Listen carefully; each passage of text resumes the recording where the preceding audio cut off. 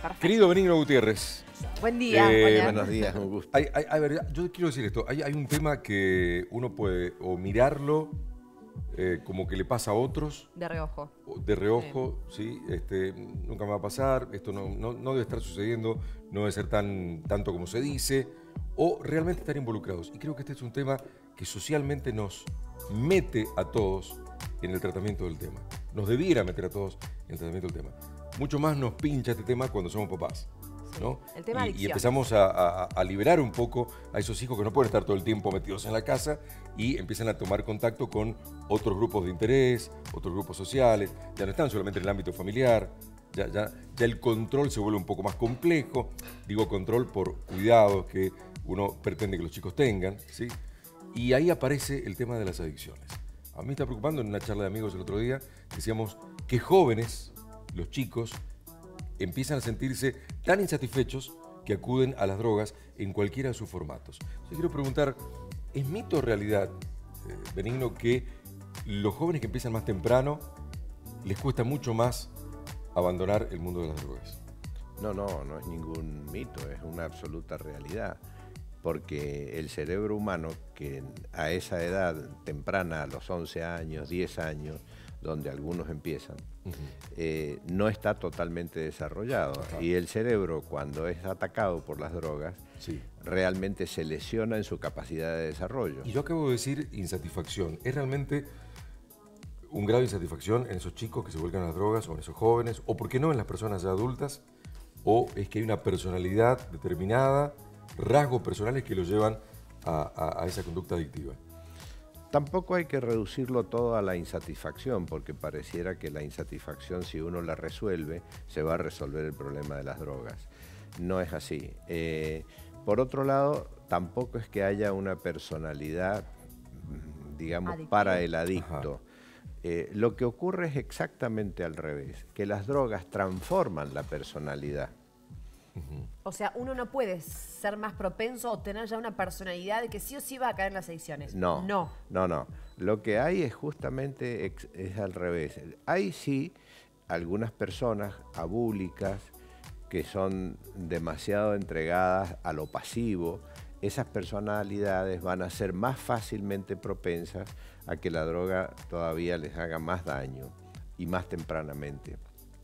Porque si hay algo que caracteriza al abúlico, no es que el abúlico ¿Qué sería no abúlico? tenga voluntad. Expliquémoslo. Abúlico es falta de voluntad. Pero el abúlico, la clave de la personalidad abúlica, no es tanto la falta de voluntad, sino la gran influenciabilidad. O sea que son muy influenciables. Fíjense con qué facilidad toda la gente que está en el narcotráfico y en la promoción de la droga han tomado este tema del uso terapéutico de la marihuana, por ejemplo, para hacer aparecer a la marihuana rápidamente como si fuera algo que tiene un efecto terapéutico generalizado y que le puede servir a todo el mundo. No es nada más que una Como forma... salvadora. Hay gente que dice que sí. Claro. Por más que no esté legislado, pero hay gente Claro. que dice que la ha Fíjense qué interesante que es esto, porque en realidad Estados Unidos, gran preocupado teóricamente por el tema de las drogas, cuando Estados Unidos le encontró la vuelta al comercio de la marihuana, lo que ha hecho es irla legalizando en distintos lugares, porque por ejemplo Oregon, que le daban la posibilidad de plantar marihuana hasta una cierta cantidad, realmente se transformó en un gran negocio.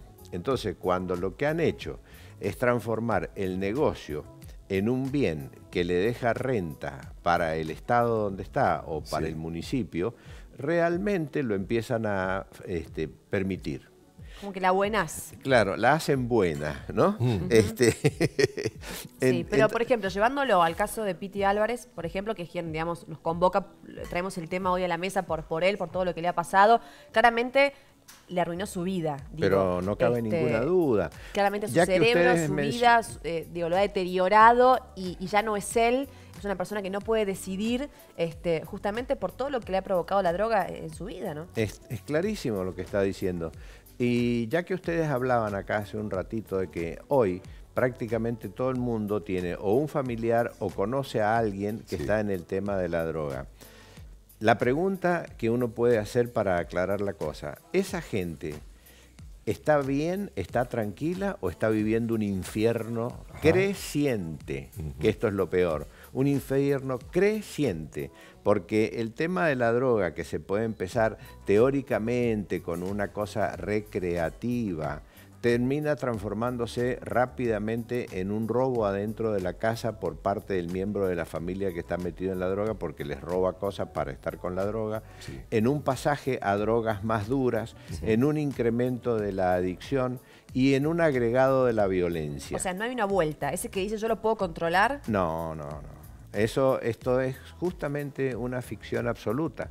Y hay algo que caracteriza a este tipo de, digamos, de modo de uso de las drogas, es que el drogadicto se transforma en un publicista de la droga. De ahí que se la defiende y pareciera que uno los está ofendiendo. Porque se la vende a sus amigos, inclusive, muchas veces, en el sentido de verbalmente. Sí, es buenísima, me hace bárbaro, no saben lo que experimenté, no saben cómo me pone. No, y la presión que se hace permanentemente. Entonces, si estamos hablando de esa presión que hace el narcotraficante, la presión que hace el que ya está iniciado en el tema de la droga, y se encuentran frente a sí a un adolescente abúlico, cosa bastante frecuente en la adolescencia, es por la presa otro lado, perfecta. esa presa es la presa perfecta, porque con presionarlo un poco, bueno, va a acceder. ¿Y hay Benigno, poliadictos? ¿Qué?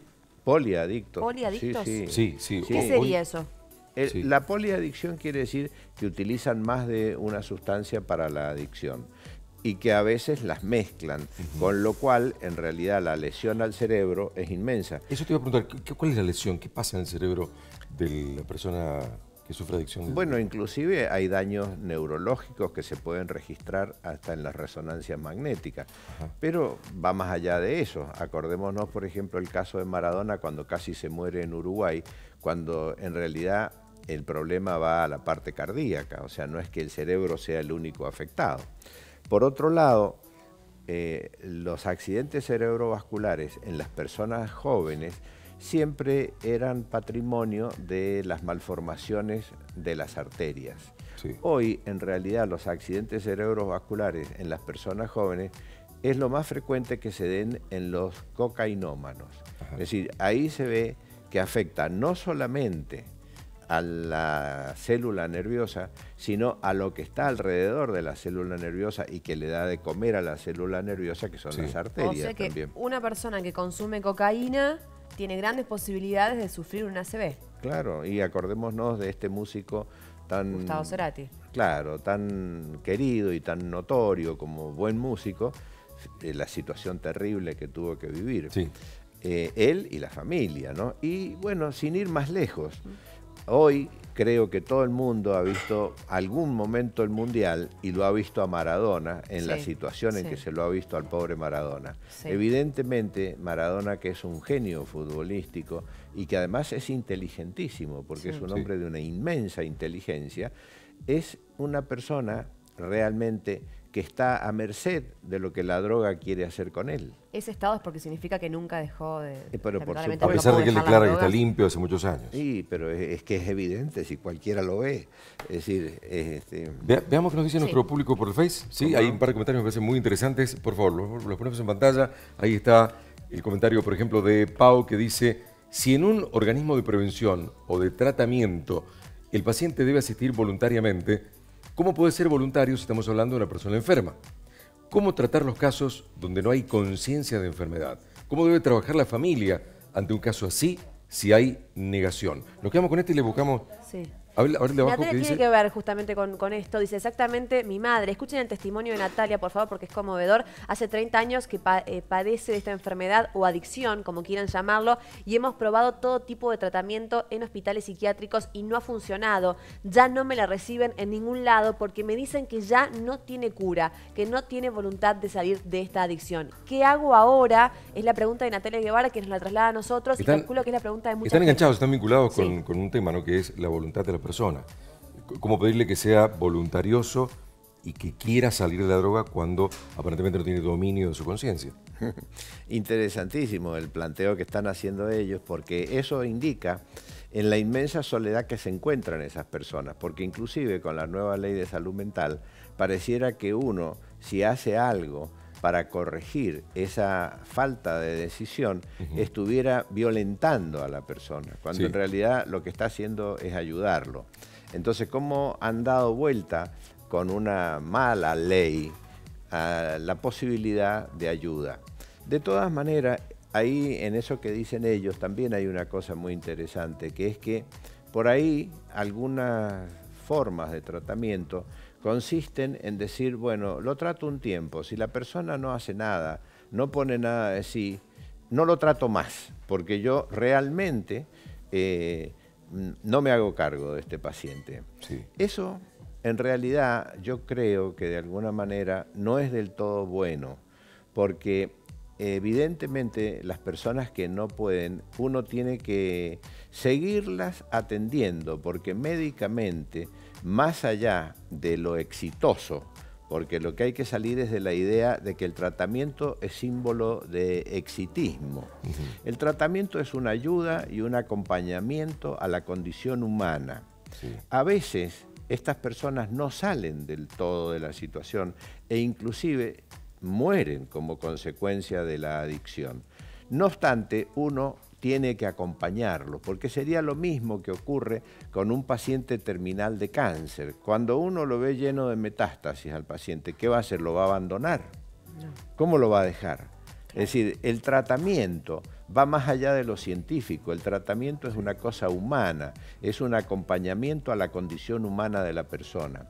El drogadicto, cuando realmente está más gravemente enfermo, es cuando más humanamente hay que tratarlo, porque aun cuando los recursos científicos se hayan agotado, la condición médica es ayudar humanamente a las personas. Benigno, y siendo absolutamente sincero con lo que pasa hoy en el sistema de salud, ¿qué camino debe tomar una mamá, por ejemplo, desesperada, papá, que ven a su hijo que está probando una droga, que no te digo porque hay casos concretísimos al respecto, ¿no? ¿Qué camino toman cuando ven que no hay un tratamiento a mano, cuando pasa esto, ¿no? Que hay cierto abandono o descompromiso con esa persona adicta? Veces de parte de los chicos, ¿no? Que no se dejan ayudar, digo, mucha agresión. Sí, aparte de la agresión, ¿no? Esto que ustedes dicen es muy interesante en el sentido siguiente. La droga, a largo plazo, ¿qué es lo que produce? Produce una desmoralización en el paciente, porque el paciente ya no cree más en sí mismo, y una desmoralización en la familia, porque la familia no cree más en el paciente. Entonces, desmoralización como un sinónimo de abatimiento. Exactamente, ¿no? Digo, uso el término de desmoralización porque creo que es el que más se utiliza en la vida común y la gente lo va a entender bien. Una de las cosas gravísimas, aparte del daño neurológico, aparte del daño cardíaco, y aparte de los robos y aparte del riesgo, es que la persona, el primero que no cree en sí mismo, es el mismo adicto. Se desmoraliza o pierde la autoestima totalmente y entonces no confía en sí mismo. Pero eso mismo le pasa a la familia. Con lo cual se produce una cosa terrible si le agregamos la familia que lo deja, el paciente que se deja a sí mismo y los tratamientos que le dicen yo no lo trato más. ¿Qué queda del paciente? O sea que la fuerza tiene que salir del propio paciente. Queda digamos, en una ¿no? soledad absoluta, en un abandono absoluto. ¿Y qué es lo que significa eso? Eso significa incremento del riesgo de muerte verdaderamente. O sea que el que sale por uno, ¿no? Sale por uno, pero evidentemente yo creo, no sé, no puedo generalizar, pero yo creo que evidentemente uno tiene que insistir permanentemente en la posibilidad de la ayuda hacia la persona, porque en esa posibilidad, a través de insistir, en algún momento algún alivio se produce. En ese punto dijiste cuando abríamos la charla, te presentábamos recién, que algunos salen de la adicción. ¿Qué pasa? ¿Por qué algunos salen y no varios o muchos o todos? Por eso mismo que les decía, porque se produce, la droga produce dos grandes modificaciones, entre muchas, ¿no? Pero una es que modifica la personalidad, lo que sería la transformación que produce la droga en la persona. No la personalidad previa, sino la personalidad posterior al uso de las drogas. Okay. Porque los sujetos se transforman en algo diferente en su personalidad de lo que eran anteriormente, por un lado. Y por otro lado, las lesiones.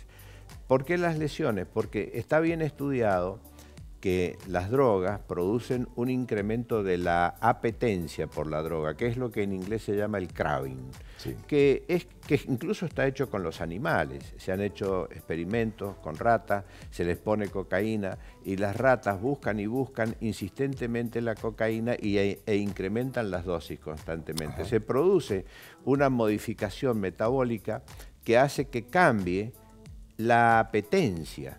Mirá. De ahí que incluso eso se ha visto muy bien con los alcohólicos, que es que los alcohólicos cuando toman y no tienen capacidad para detenerse y tienen que seguir tomando, ellos siguen tomando a pesar de que están vomitando. Claro. Están que vomitando. Saben, se están dando cuenta que les está haciendo muy mal. Y sienten un asco, no obstante lo cual tienen que seguir tomando. Esto es lo que se llama el craving o la apetencia exagerada hacia la droga por la droga misma. Esto es lo que causa una modificación muy grande y es la razón por la cual se insiste en que el sujeto tiene que llegar a no tomar o no usar de manera absoluta y de manera total, porque usen la experiencia de cualquiera que haya fumado. Si le dan un cigarrillo, una pitadita, sonó. Claro. Porque con la pitadita después sale y dice, mira, dame un cigarrito que luego me lo voy a fumar, y se lo fuma ahí nomás. Y a los 2 días está fumando un atado entero de nuevo. Es decir, o sea que el corte debe ser total. El corte debe ser total. Perfecto. Porque esta característica ya no depende de que uno tenga la personalidad predispuesta, sino de cómo la droga es capaz de modificar nuestro modo de apetencia, nuestro modo de gustar de la droga. Sí, sí. Ese modo tiene la característica, en el caso de las drogas, y de ahí viene la pregunta esta de la poliadicción, de buscar constantemente y de manera compulsiva cosas que incrementan la dosis y cambian los distintos tipos de experiencia. Ese cambio en los distintos tipos de experiencia ya no lo puede modificar el sujeto, ya no lo controla él, es al revés, por eso se transforma en una enfermedad.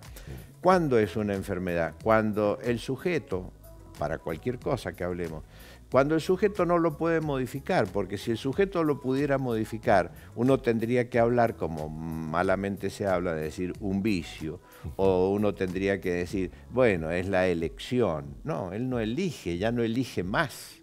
Esto es lo grave. Perfecto. Y está relacionado con lo que ustedes preguntaban, que es, ¿qué hacen los adultos? Lo primero que hay que hacer es no abandonarlo.